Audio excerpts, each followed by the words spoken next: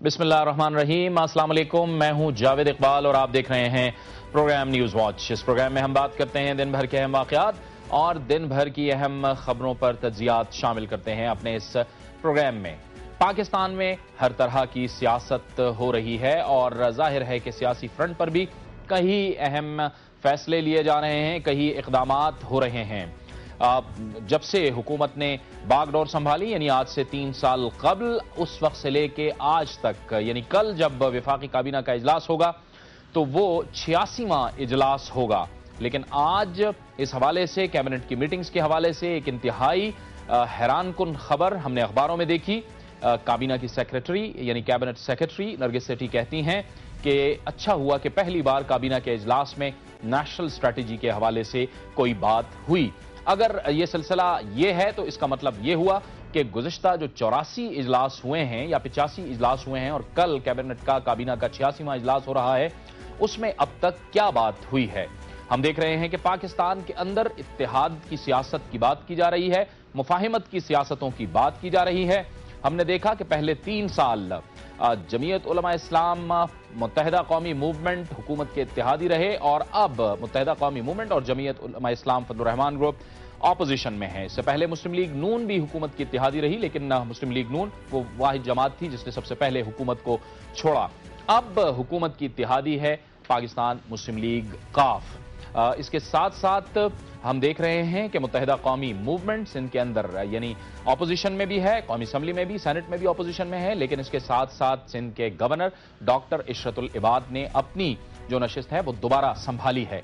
पाकिस्तान में हर तरह की सियासत हो रही है, लेकिन सवाल यहां पर यह पैदा होता है कि अवाम की सियासत कौन करेगा। अवाम के जो मसाइल हैं वो जूं के तूं हैं। महंगाई और बेरोजगारी बढ़ती चली जा रही है और हम देख रहे हैं कि IMF के साथ किए गए मुआहदे के तहत दिन ब दिन बिजली की कीमतों में, गैस की कीमतों में इजाफा हो रहा है और अवाम अपनी जगह पे परेशान हाल हैं। पाकिस्तान में, पाकिस्तानी सियासत में अवाम की भी कोई सुनेगा? यह है हमारे आज का अहम तरीन सवाल और इसी पर बात करने के लिए आज हमें ज्वाइन किया है पाकिस्तान की सियासत का एक मोतबर नाम। हमारे साथ इस्लामाबाद से मौजूद हैं पाकिस्तान मुस्लिम लीग नून के सीनियर रहनुमा जनाब मखदूम जावेद हाशमी। बहुत बहुत शुक्रिया हाशमी साहब, आपने हमें ज्वाइन किया। हाशमी साहब, अवामी मसाइल हम देख रहे हैं कि बेकाबू होते चले जा रहे हैं। मुल्क में मुफाहिमत की सियासत की तो बात हो रही है, इसमें कोई शक नहीं कि मुफाहिमत तो होनी चाहिए। सियासत हर तरह की हो रही है, लेकिन अवाम की सियासत नहीं हो रही है। और अवाम की सियासत करने वाला क्या इस मुल्क में कोई रहा ही नहीं? जावेद साहब, जो सियासतदान हैं हर एक का दावा तो यही होता है कि वो हुकूमत भी इसीलिए कर रहे हैं कि आवाम को फ़ायदा पहुँचाएँ। जो इनको मौका नहीं मिला वो कहते हैं हमें हुकूमत दे दी जाए, हम आवाम के मफादात की आकर सियासत करेंगे। लेकिन यहाँ ये चूँकि पाकिस्तान का अजीब मसला है कि सियासी जमातों को पहले तो कोई लंबा चौड़ा काम करने भी नहीं दिया गया।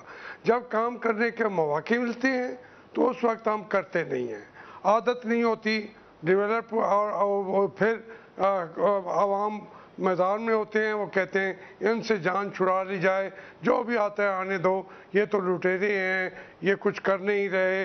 और वो एक तरीके से अदम एतमाद की कैफियत तारी होती है।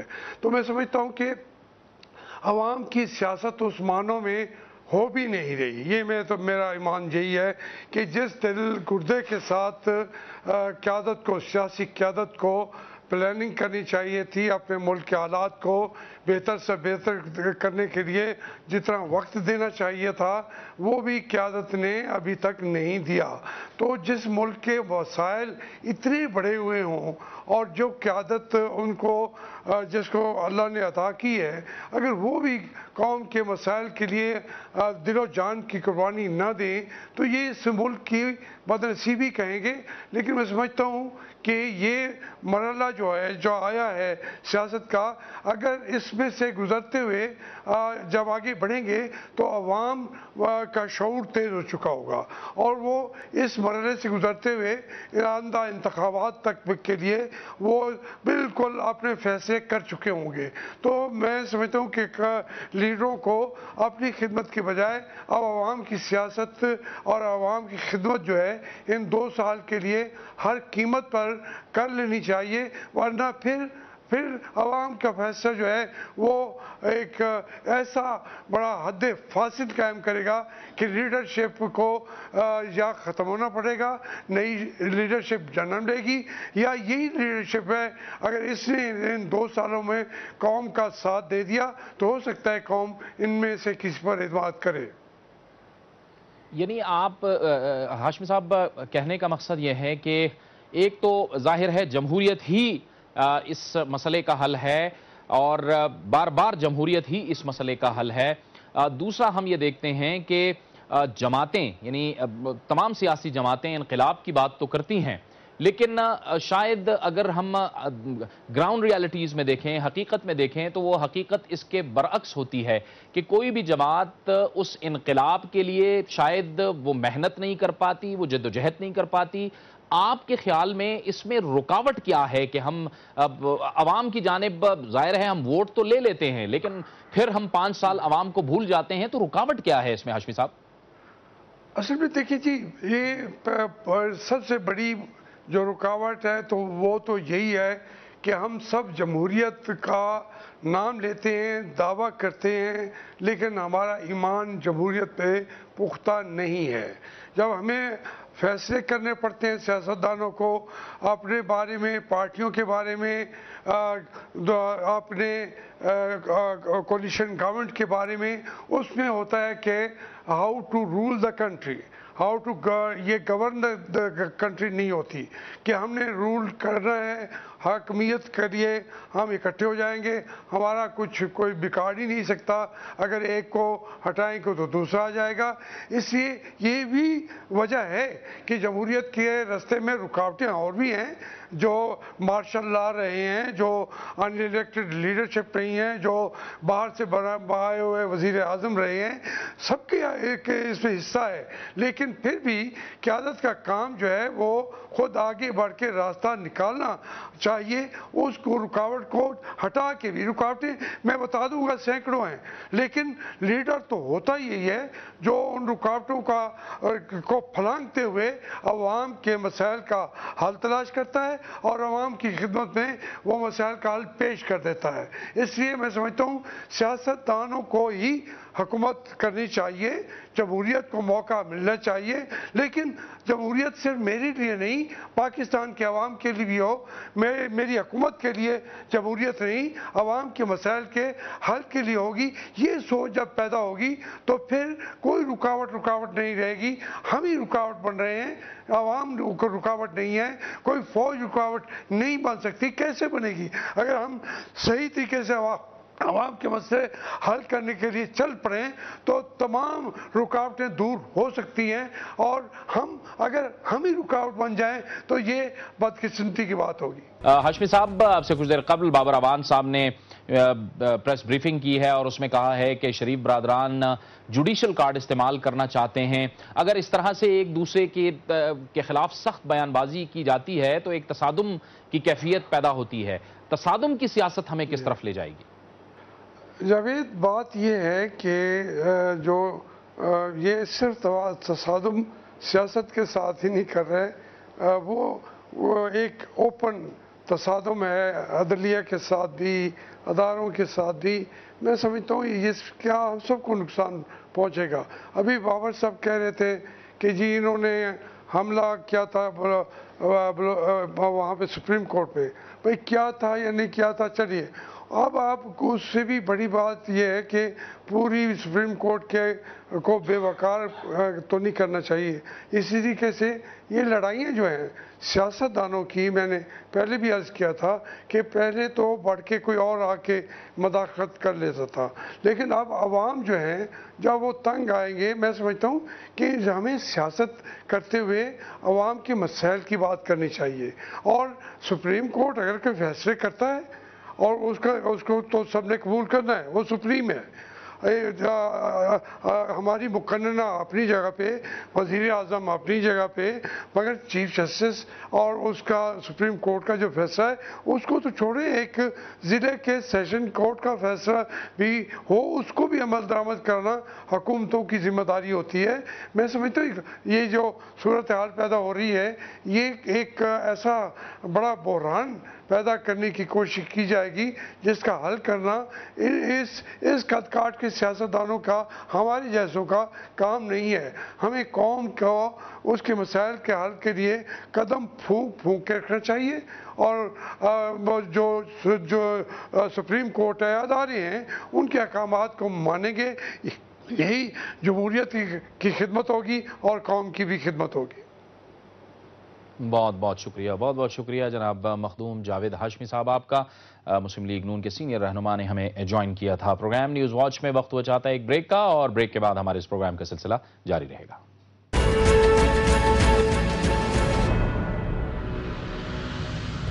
پروگرام نیوز واچ میں ناظرین ایک بار پھر آپ کو خوش آمدید کہتے ہیں، اور پروگرام کے اس مرحلے میں ہم بات کریں گے پاکستان اور بھارت کے درمیان ہونے والے مذاکرات کی۔ آج سیکرٹری خارجہ ملے ہیں، اور کل پاکستان کی جو فارن منسٹر ہیں ہنا ربانی کھر، ان کی ملاقات ہوگی بھارتی وزیر خارجہ کے ساتھ۔ لیکن ہم دیکھ رہے ہیں کہ ممبئی حملوں کے بعد جو مذاکرات کا سلسلہ رک گیا تھا، خود بھارت نے اس غلطی کو تسلیم کیا ہے کہ بھارت کی شاید وہ غلطی تھی پاکستان کے ساتھ مذاکرات کو روکنا۔ اب یہ کہا جا رہا ہے کہ ان مذاکرات کو انتہائی مثبت لیا جانا چاہیے، اور اس کا کوئی نہ کوئی آؤٹ کم ہونا چاہیے۔ کیا اس کا کوئی آؤٹ کم نکلے گا، اور یہ کتنی اہم پیش رفت ہے پاکستان اور بھارت کے تعلقات کے درمیان؟ اسی پر بات کرنے کے لیے آج ہمیں اسٹوڈیوز میں جوائن کیا ہے دنیا نیوز کی ڈائریکٹر کرنٹ افیئرز محترمہ نسیم زہرا صاحبہ نے۔ بہت شکریہ نسیم زہرا صاحبہ، آپ نے ہمیں جوائن کیا۔ سب سے پہلے تو نسیم زہرا صاحبہ آپ یہ فرمائیے گا کہ یہ جو مذاکرات اب ہو رہے ہیں اس کی سگنیفیکنس کیا ہے؟ سب سے اہم بات تو یہ ہے کہ ممبئی حملوں کے بعد ہم دیکھ رہے ہیں کہ اب ایک سلسلہ شروع ہوا ہے پاکستان اور بھارت کے درمیان، تو آپ کے خیال کے مطابق اس کی اہمیت کیا ہے؟ دیکھیے، اس کی اہمیت یہ ہے کہ جو پروسیس ہے ڈائیلاگ کا وہ ٹریک پر واپس آ گیا۔ اس سال کے شروع میں فروری میں ہم نے دیکھا کہ دونوں جو فارن سیکرٹریز تھے انہوں نے ایک روڈ میپ بنایا تھا کہ ڈائیلاگ کو واپس ٹریک پر لائیں گے، اور جو تمام 8 ایشوز ہیں جس پر کے ورکنگ گروپس بنے تھے 1997 سے، ان 8 گروپس میں بات چیت ہوئی فروری سے لے کے اب تک۔ اور اب جو کل بات ہونے جا رہی ہے میرا خیال ہے اس میں کچھ بڑی اسپیسیفک اناؤنسمنٹس ہوں گی، جو کراس بارڈر وہاں ایل او سی کے حوالے سے سی بی ایمز ہیں، ٹریڈ اور ٹریول میں کچھ آسانی پیدا کی جائے گی کشمیریوں کے لیے جو دونوں طرف رہتے ہیں۔ اس کے ساتھ ساتھ ہم نے یہ سنا ہے کہ جوائنٹ منسٹیریل کمیشن جو ہے فارن منسٹر جس کو ہیڈ کرتے تھے اس کو ریوائیو کر دیا جائے گا، اور ساتھ کچھ میرا خیال ہے ٹریڈ وغیرہ کے حوالے سے پاکستانی اور ہندوستانیوں کے لیے ویزا جو رجیم ہے اس میں آسانی پیدا کرنے کے لیے۔ تو اہمیت تو یہی ہے نا کہ جو آپ کا ڈپلومیٹک انگیجمنٹ ہے واپس ٹریک پہ آ گئی، اور دوسری اہمیت یہ ہے کہ ہندوستان یہ سمجھ گیا ہے کہ جو ٹیررزم کا ایشو ہے اس میں تہمت بازی کے بجائے آپ کو کسی حد تک کوآپریٹ کرنے کی ضرورت ہے، اور جو پاکستان کہہ رہا تھا کہ ممبئی میں کوآپریٹ کیجیے گا ممبئی ایشو پر بجائے کہ جھگڑے ہمارے سے، تو بہت سی چیزیں ہوئی ان دا لاسٹ 2 years، اور آخر کار میرا خیال ہے بھارت کو یہ سمجھ آ گئی۔ ٹھیک ہے، جیوتی ملہوترا جو سینئر بھارتی صحافی ہیں وہ بھی ہمارے ساتھ لائن پہ ہیں، ہم ان سے بھی بات کرتے ہیں کہ بھارت کے اندر ان مذاکرات کو کیسے لیا جا رہا ہے۔ جیوتی آداب۔ جی، کیا حال ہے آپ نے؟ بہت شکریہ آپ نے ہمیں جوائن کیا۔ جیوتی ملہوترا صاحبہ آپ فرمائیے گا، نسیم زہرا صاحبہ ہمارے ساتھ موجود ہیں، انہوں نے تو ایک بڑا اہم پیش رفت اس کو قرار دیا ہے بھارت کے ساتھ مذاکرات کو، خود بھارت کے اندر ان مذاکرات کو کس طرح سے لیا جا رہا ہے؟ دیکھیے، تھوڑا سا بھی میں نے سنا جو نسیم صاحبہ نے جو بھی ذکر کیا وہ مجھے لگتا ہے کہ بالکل ٹھیک ہے، کیونکہ پہلی بار بھارت میں ایک ممبئی اٹیکس کے حوالے سے تو بات چیت پچھلے 3 سالوں سے ہو رہی تھی، لیکن مجھے لگتا ہے کہ اس بار پہلی بار ایسے جو آتنکواد ہے یا ٹیررزم ہے اس کو الگ کر کے جو باقی لوگوں کے بیچ جو ایک کانفیڈنس بلڈنگ میجرز کی جو بات چیت ہو رہی ہے ان پہ کافی بات چیت ہوگی۔ دونوں واگا اٹاری بارڈر کے حوالے سے کانفیڈنس بلڈنگ میجر جو ہم ٹریڈ کی بات کرتے ہیں वहाँ पर ट्रेड की बातचीत होगी और कश्मीर में भी जो लाइन ऑफ कंट्रोल के हवाले से भी दोनों कश्मीरी दोनों लोगों के बीच आवाजाही की जो बात होती है, आज की तारीख में जो श्रीनगर मुजफ्फराबाद के बीच जो बस चल रही है पिछले 6 साल से, उसमें मुझे लगता है कि हफ्ते में जो दो दिन बस चलती है, शायद उसकी जो फ्रीक्वेंसी है वो बढ़ा दी जाएगी, वो 4 दिन हो जाएगी जो बस सर्विस है। उसके अलावा क्रॉस LOC ट्रेड भी मेरे ख्याल जो कमोडिटीज जो ट्रेड होती है वो भी बढ़ा दी जाएंगी। तो जो सबसे अहम बात जो निकलनी चाहिए कल की बातचीत में वो ये है कि मुंबई अटैक्स के हवाले से या टेररिज्म के ऊपर फोकस रखा जाएगा, लेकिन इसके अलावा या इसके साथ साथ जो बाकी लोगों के बीच एक कॉन्फिडेंस बिल्डिंग मेजर जो है, जो आवाजाही को एक बढ़ावा दे, उन पर भी बातचीत होगी। ठीक है, बहुत शुक्रिया, बहुत शुक्रिया। मैं ये एक बात कहना चाह रही हूँ, ये जो इन्होंने CBMs की बात की, क्रॉस LOC के, उसकी अहमियत अपनी जगह है, लेकिन मेरा ख्याल है कि पीपल टू पीपल एक कांटेक्ट वो भी अहम है, लेकिन जब तक दोनों रियासतें और हुकूमतों में ज़्यादा एतमाद साजी नहीं होगी, जब तक जो CBMs हैं वो भी इम्प्लीमेंट सही तरीके से नहीं हो सकते। इस वक्त आपने देखा कि क्रॉस LOC बसेस भी चलनी है और जो ट्रेड है वो भी है, ये 2005 में एग्री हुआ था, लेकिन आप कश्मीरियों से बात करें, दोनों तरफ के कश्मीरी वो शिकायत करते हैं कि ना उनको वीज़े मिलते हैं, ना ट्रेड के मौके मिलते हैं। तो मेरा ख्याल है कि साथ साथ ये कि जब आप CBMs अनाउंस कर देते हैं वो उसमें आगे इम्प्लीमेंट क्यों नहीं हो पाते, मेरा ख्याल है वो भी अहम है। अच्छा, इसमें नसीम ज़ाहिरा साहब, ये जैसे कि आपने भी फरमाया और ज्योति मल्होत्रा ने भी उसको एंडोर्स किया कि शायद भारत भी अब ये समझ गया है कि ये जो टेररिज्म का मसला है इसको भी ज़ाहिर है हमने फोकस करना है, लेकिन इसके साथ साथ दोनों मुल्कों को भी आपस में डायलॉग्स के अंदर इंगेज होना है। ये कितनी अहम बात है अगर आप इसको अफगानिस्तान के तनाजुर में भी देखें? देखिए, ये अहम है बात यकीनन, लेकिन ये पहली मरतबा नहीं हुआ। ये डायलॉग्स हमारे चल रहे हैं पिछले 60 साल से, 1997 से एक फॉर्मल तरीके से होते हैं, रुक जाते हैं, होते रुक जाते हैं। तो अब ठीक है, इनको समझ आ गई कि ये ज़रूरत है कि डायलॉग को कंटिन्यू करें। पाकिस्तान ने भी मुंबई के हवाले से ज़्यादा कोऑपरेट किया है और अब इंडिया ने भी कहा कि जुडिशल जो कमीशन है पाकिस्तान की तरफ से वो आ जाए हिंदुस्तान। बात ये है कि इसकी अपनी अहमियत है, लेकिन जो सबसे बड़ा इशू है वो ये है कि जो दोनों मुल्क हैं, जो मेजर इश्यूज़ हैं, मेजर इश्यूज़ हैं, उन पर भी जब तक पेशरफ्त नहीं होगी, मैं ये कहना चाहती हूँ कि ये कॉम्पोजिट डायलॉग का जो फ्रेमवर्क है इसको 14 साल हो चुके हैं और इन 14 सालों में सर क्रीक, सियाचिन जैसे ये मसले थे छोटे, वो मसले रिजॉल्व नहीं हो रहे, उसमें भी दिक्कत आ रही है। और साथ साथ जहाँ तक इसका टेररिज्म का ताल्लुक है, देखिए टेररिज्म अब वो एक लफ्ज़ है जिस पर आगरा समिट तकरीबन फेल हो गया था, तकरीबन क्या टोटल फेल हो गया था कि जी टेररिज्म का लफ्ज डाले ना। आज उसी चीज पर हिंदुस्तान और पाकिस्तान कोऑपरेट करने पर तैयार है, लेकिन मेरा ख्याल है कि जब तक के इंटेलिजेंस एजेंसीज दोनों ममालिक की कोऑपरेट नहीं करेंगी तो जावेद ये जो कोऑपरेशन है ये जेन्युइन नहीं होगी और उतनी दूर रस नहीं हो सकते उसके नताइज जो कि होने चाहिए। अफगानिस्तान की जो सिचुएशन है उसको मद्देनजर रखते हुए, चाहे अफगानिस्तान की सिचुएशन है, अमेरिका का वहां से जाना है, उधर तालिबान की एंट्री है, चाहे हिंदुस्तान का UN सिक्योरिटी काउंसिल में परमानेंट सीट मांगना है, चाहे पाकिस्तान का अपने फाटा के एरियाज में ऑपरेशन करना है, मेरा ख्याल है ये सब बहुत से एलिमेंट्स हैं जिनको मिला करके एक ऐसा माहौल बना है कि हिंदुस्तान को भी ज़रूरत महसूस हुई है कि डायलॉग टेबल पर आए और पाकिस्तान ने भी ये तय किया है कि हमारा स्ट्रेटेजिक ऑब्जेक्टिव इस वक्त ये होना चाहिए कि जो हमारा ईस्टर्न बॉर्डर है वहाँ न कि सिर्फ एक पीस का माहौल हो, एक अमन का हो, लेकिन एक एक्टिव कोऑपरेशन भी हम देखते हैं कि हम बहुत डिटेल में मुज़ाकरात तो होते हैं और बड़ा एक सिलसिला जारी रहता है नसीम ज़ाहिरा साहबा, लेकिन माजी में हमने देखा है कि कोई एक आध वाक़या ऐसे हो जाता है जिसकी वजह से वो पूरा का पूरा प्रोसेस जो है वो ज़ीरो पे चला जाता है। ये जो हालिया धमाके हुए हैं मुंबई के, उसके बाद जो एक बड़ा केयरफुल किस्म का, बड़ा मुहतात किस्म का भारत का जो एक मौक़िफ़ सामने आया है, ये आप समझती हैं कि ये इत्मीनान बख्श है?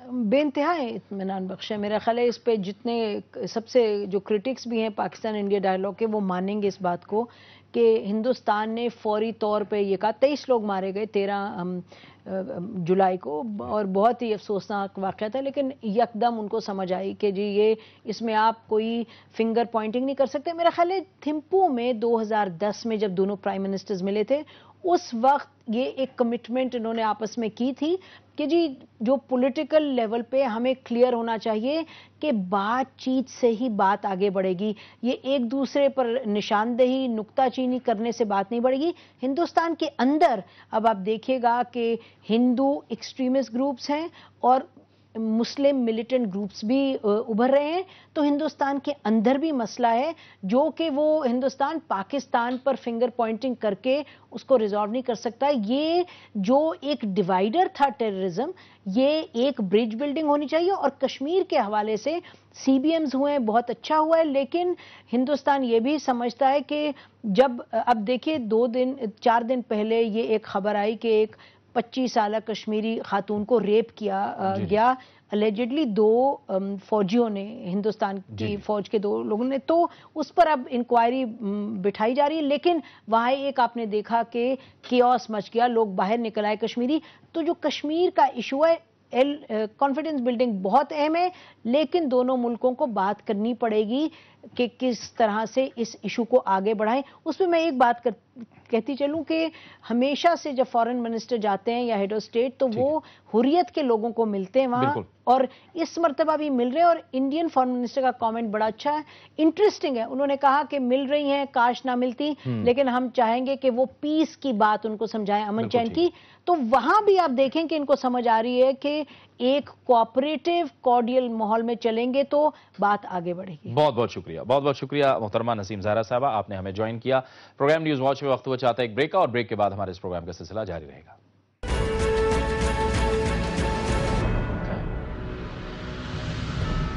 प्रोग्राम न्यूज़ वॉच में नाज़रीन एक बार फिर आपको खुशामदीद कहते हैं। पिछले साल तकरीबन इन्हीं दिनों में, यानी अब से तकरीबन 2 दिन बाद, यानी 28 जुलाई को हमने देखा था कि खैबर पख्तूनख्वा के इलाकों में बदतरीन सैलाब आया था, और उसके बाद उसने पूरे मुल्क को, यानी पूरे मुल्क की 20% आबादी को अपनी लपेट में ले लिया था, और इससे करोड़ों लोग मुतासिर हुए थे। आज हमने एक बार फिर देखा है कि अगरचे के दरिया काबुल नहीं, लेकिन नदी नालों में जो बारिशें हुई हैं उससे तुग़यानी आई है नौशहरा और सवाबी के इलाकों में, और वहाँ पर एक सैलाब की सी कैफियत पैदा हो गई है। इस वक्त दुनिया न्यूज़ के नुमाइंदे नदीम मशवानी नौशहरा के हमारे साथ टेलीफोन लाइन पर मौजूद हैं, और हमारे साथ दुनिया न्यूज़ के नुमाइंदे समीम जान भी टेलीफोन लाइन पर मौजूद हैं। नदीम, बताइए कि ये जो सूरत हाल पैदा हुई है सवाबी और नौशहरा के इलाकों में, ये दरियाए काबुल का पानी तो नहीं था ना, ये तो नदी नालों में जो तुग़यानी आई थी ये उनका पानी है।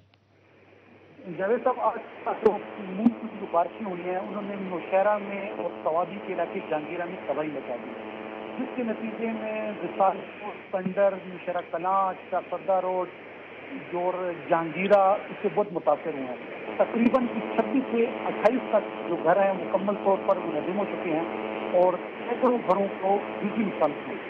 4 खवातीन इसमें शदीद जख्मी हैं, और इसमें तकरीबन कोई बहुत बड़ा हिस्सा जो है फसलों का वो ज़ेरे आब आ चुका है।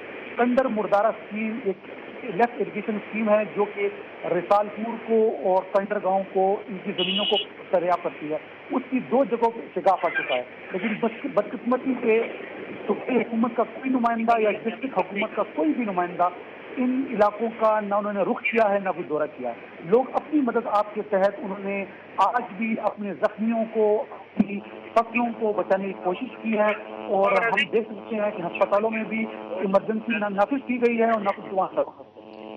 ठीक है समीन जान, आपका प्रोविंशियल डिजास्टर मैनेजमेंट अथॉरिटी से राब्ता हुआ है, उनका क्या मौक़िफ़ है, उन्होंने क्या बताया है कि क्या सूरत हाल है इस वक्त?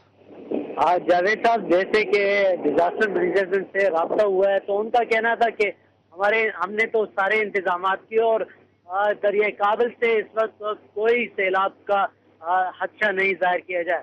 मगर उनसे हमने जब उनसे बात की है कि भाई जहांगीरा में, अलाढेर में सैलाबी रेले, और तो उन्होंने कहा कि ये बारिश का पानी और तोयानी है, इस वजह से ये आए और ये तबाही फैलाई है। اس کے علاوہ جب ہم نے ان سے بات کی ہے کہ مردان میں بھی کل پانی جو ہے نا، پانی کا بہاؤ جو ہے نا بڑھ گیا ہے، تو ان کا کہنا ہے کہ اس کا ہمیں کوئی علم نہیں ہے، اور جب ان سے ہم نے کہا کہ حفاظتی اقدامات ابھی تک نہیں کیے گئے تو ان کا یہ کہنا تھا کہ بھئی ہم نے حفاظتی انتظامات کیے مگر یہ بارش کا پانی کی وجہ سے یہ سب کچھ ہو رہا ہے، تاہم اتنا بڑا سیلاب ابھی نہیں ہے۔ ٹھیک ہے، بہت شکریہ سمین جان، آپ کا بھی بہت شکریہ۔ ندیم مشوانی، آپ کا بھی اگلے آنے والے چند دنوں میں ہم بھی ان علاقوں میں جائیں گے اور آپ کو صورتحال سے آگاہ کریں گے کہ یہاں پر کیا صورتحال ہو رہی ہے۔ آج آزاد جموں کشمیر کے نو منتخب وزیر اعظم چودھری عبد المجید نے دنیا نیوز مظفر آباد کے بیورو چیف اسلم میر سے خصوصی گفتگو کی اور خصوصی طور پر غلام نبی فائی کے حوالے سے انہوں نے اپنے خیالات کا اظہار کیا۔ آئیے آپ کو وہ دکھاتے ہیں۔ آزاد کشمیر کے نو منتخب وزیر اعظم نے کشمیر امریکن کونسل کے ایگزیکٹو ڈائریکٹر ڈاکٹر غلام نبی فائی کے حوالے سے کہا کہ ان کی تحریک آزادی کشمیر میں بے پناہ خدمات ہیں۔ ڈاکٹر غلام نبی فائی 32 سال سے یورپی ممالک اور امریکہ میں کشمیر کاز کے لیے خدمات سر انجام دے رہے ہیں۔ نو منتخب وزیر اعظم کا ان کے حوالے سے کیا کہنا ہے، ان سے بات کرتے ہیں۔ چودھری صاحب، ڈاکٹر غلام نبی فائی اس وقت امریکہ میں قید ہیں، بحثت وزیر اعظم آزاد کشمیر، اس بارے میں آپ کیا کہیں گے؟ میں یہ دیکھتا ہوں جی کہ اس بارے میں بھارت کے اوشیا تکنڈے ہیں، وہ سبوراج کرنا چاہتا ہے تاریخ آزادی کشمیر کو۔